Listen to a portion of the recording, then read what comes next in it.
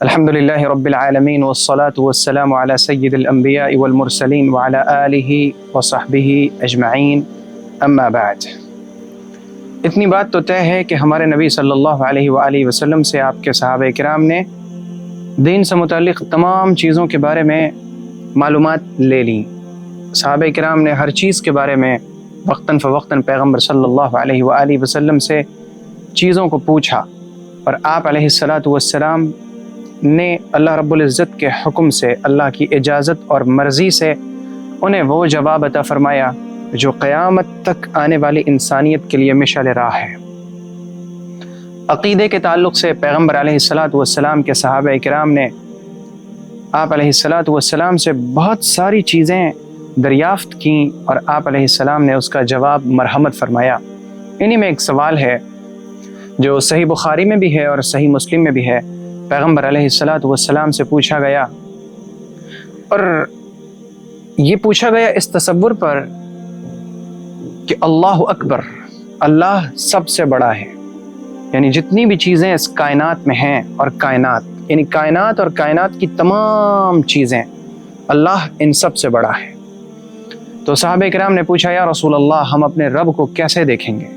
یعنی دیکھنے کی کیفیت کیا ہوگی، کس طرح دیکھیں گے؟ کیونکہ ہم تو اتنے زیادہ لوگ ہیں، جب دیکھیں گے تو رش ہو جائے گی، بھیڑ ہو جائے گی۔ تو پھر ایسا بھی تو ممکن ہے کہ وہ کہے کہ میں دیکھوں، ذرا آپ پیچھے ہٹے، مجھے دیکھنے دیں، اس طرح کی کیفیت تو نہیں ہوگی۔ یہ تھا سوال کا مقصد۔ نبی اکرم صلی اللہ علیہ وسلم نے فرمایا کہ جب تم سورج کو دیکھتے ہو، اس وقت جب دن چڑھ جاتا ہے، یعنی سورج بلند ہو جاتا ہے، اور تمہارے درمیان اور سورج کے درمیان بادل نہ ہو، تو کیا تمہیں سورج کو دیکھنے میں کوئی پریشانی ہوتی ہے؟ صحابہ کرام نے کہا، نہیں یا رسول اللہ۔ پھر حضور نے مثال دوسری دی اور پوچھا، یہ بتاؤ کہ اگر 14ویں کی رات چاند نکلا ہوا ہو، تمہارے درمیان اور چاند کے درمیان بادل نہ ہو، تو کیا تمہیں چاند کو دیکھنے میں کسی طرح کی دقت ہوتی ہے؟ کوئی کہتا ہے کہ میں دیکھوں، مجھے دیکھنے دو، اس طرح کی چیز ہوتی ہے؟ صحابہ کرام نے جواب دیا، یا رسول اللہ، نہیں ہوتا ایسا، ہم چاند کو اور سورج کو بڑی آسانی کے ساتھ دیکھ لیتے ہیں۔ تو پھر ہمارے پیغمبر حضرت محمد مصطفیٰ صلی اللہ علیہ وسلم نے فرمایا کہ تم اپنے رب کو ایسے ہی دیکھو گے کہ تم اسے دیکھنے میں کسی طرح کی دقت کا، تکلیف کا سامنا نہیں کرو گے۔ اللہ بہت بڑا ہے، بے شک جب آپ اس کائنات کی چیزوں پر غور کرتے ہیں، اللہ کی نشانیوں میں غور کریں، آپ اپنے جسم کو دیکھیں، آپ کا جسم کتنا بڑا ہے، پھر آپ اس دنیا کو دیکھیں، یہ دنیا کتنی بڑی ہے، پھر آپ ہماری گلیکسی کو، ہماری کہکشاں کو دیکھیں، پھر آپ یوں دیکھیں کہ ہماری جیسی لاکھوں کروڑوں گلیکسی مل کر ایک کلسٹر تیار ہوتا ہے، اور پھر یہ بہت سارے کلسٹرز مل کر سپر کلسٹر، اور اس طرح سے پوری یونیورس، پوری کائنات، اور اس میں بھی کائنات کا وہ حصہ جہاں تک ہم پہنچ سکے ہیں، اور کائنات کا وہ عظیم ترین حصہ جہاں تک ہم ابھی پہنچے ہی نہیں۔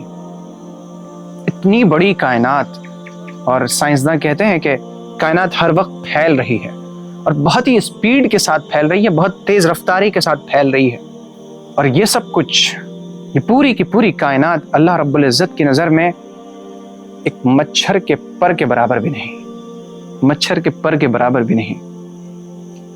اتنی بڑی کائنات کو بنانے والا کتنا بڑا ہوگا؟ وہ رب۔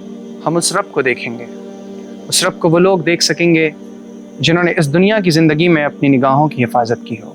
جی ہاں میرے بھائی، میری بہن، ہر آنکھ اپنے رب کو نہیں دیکھ سکے گی، خاص طور پر وہ آنکھیں جس نے اپنے رب کے لیے آنسو بہائے ہوں، جو تنہائی میں بیٹھے ہوں، جو لوگ اللہ کی یاد آئی، اور اللہ کی یاد میں، اللہ کے خوف سے، اللہ کی محبت میں آنکھوں سے آنسو نکل آئے، یہ آنکھ اللہ کا دیدار کرے گی۔ ان آنکھوں کو اللہ کا دیدار نصیب ہوگا۔ اللہ رب العزت کا دیدار ان آنکھوں کو نصیب نہیں ہوگا جو آنکھیں بے حیائی کی چیزوں کو دیکھتی ہیں، جو آنکھیں غیر محرموں کو دیکھتی ہیں، جو آنکھیں غلط چیزوں کی تلاش اور فراق میں رہتی ہیں۔ ان آنکھوں کو اللہ کا دیدار نہیں مل سکتا۔ اللہ کا دیدار اگر چاہیے، اللہ کو اگر دیکھنا ہو، تو اس وقت نگاہوں کی حفاظت کرنی ہوگی۔ اللہ تعالی ہمیں، آپ کو، سب کو اپنا دیدار عطا فرمائے۔